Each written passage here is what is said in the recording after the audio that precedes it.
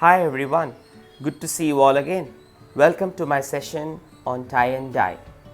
Bandhani is an ancient Indian technique of tie and dye textile decoration done by plucking the cloth with the fingernails into many tiny bindings that form a figurative design.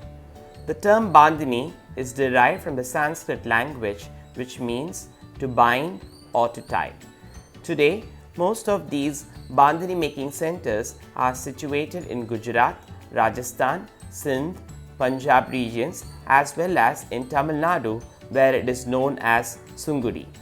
Today, let's watch a demonstration of some of these interesting Bandhani techniques that you can easily create at home. Bullseye technique. Let's learn how to do the bullseye technique on tie and dye.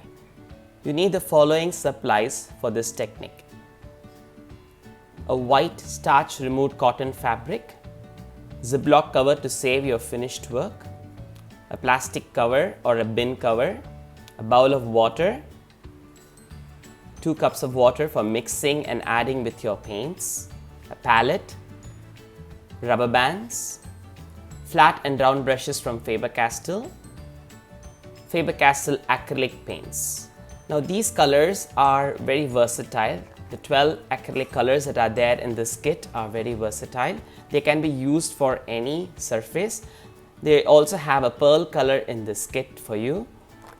And these colors can be used on fabrics, ceramics, wood, canvas and metals. Now let's watch how to use fabric colors and create a bullseye technique on fabrics. As a first step, you're going to cover your working area with a plastic bin cover or a sheet like this, and then you're getting ready to start it with your work. As a first step, you need to wash your fabric. The fabric has to be washed, the seizing, the starch from the fabric has to be removed. Only cotton fabrics works great for tie and dye, so please ensure to use a cotton fabric. I have taken now a poplin material here to show you this technique. As a first step, we are going to wet the fabric. Even though it is starch removed, we have to wet it before we begin with the technique. So we will just soak the fabric in a bowl of water and we will squeeze off the excess water from the fabric.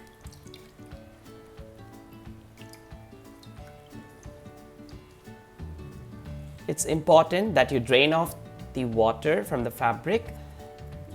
It should be damp, but it should not drip water. So once when you squeeze it up like this, there is no water now coming from the fabric. It's now ready for you to begin with your knotting. To do the knotting, you can use a rubber band or strings to do it. Rubber bands are pretty easy to work, so I'm just going to show this technique with a rubber band. For the bullseye technique, you need to pluck the cloth right from the center there. So just going to get the center point of my fabric there, pinch it up like this and make a circle with your finger like this and pull it out through the circle like that. When you do it like this, you will be able to gather all the fabric in pleats like that, and then you're ready to begin your knotting. You can do 2 intervals or 3 intervals based on your requirement. You can try the knotting. So I'm just going to use a rubber band and I'm going to begin knotting my fabric. So like this, nice and tight, we will do the knotting. And then we'll give an interval there. Make sure you have the pleats gathered up together like that, and then another piece of rubber band, and then we will do the knotting for this like this.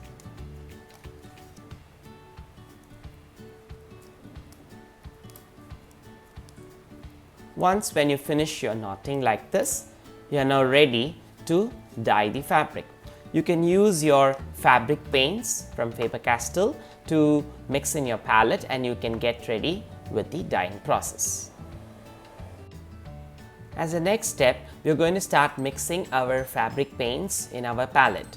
It's very important for you to know that the ratio for mixing the color is 1:1. Do not add too much of water to your paint because it will tone down your color. So right now I'm just going to take red fabric paint with my grip handle brush.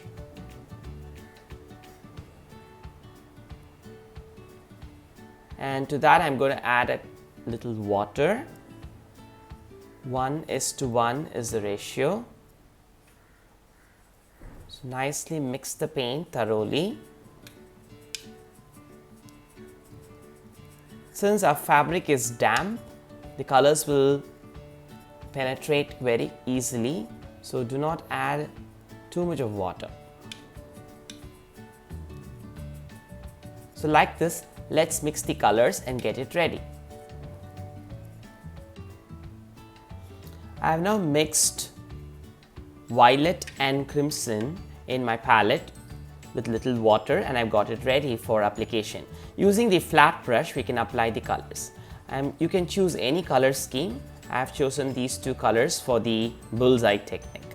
So using the flat brush, I'm loading the violet color and I'm just going to start applying it to the damp fabric using the dabbing method.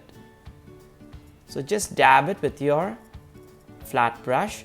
If you notice, I'm turning the fabric as I'm working. You can also apply on one side and then flip this over and then apply on the other side. You can also try that way. So nicely dab the colors into the fabric. Since your fabric is wet, the colors will penetrate easily. So I've done this one color. I'm going to do this in red and then I'm going to do this in violet. So I'm just going to finish off the violet part here.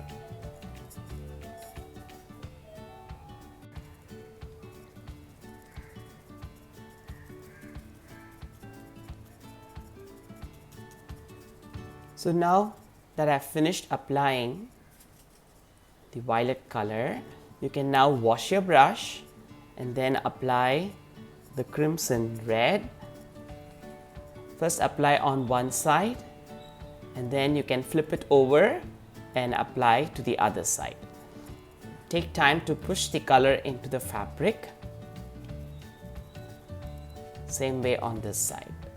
So like this, let's dye the fabric and leave it to set in a Ziplock cover for about 2 to 3 hours, and then we can remove the rubber bands to see the pattern.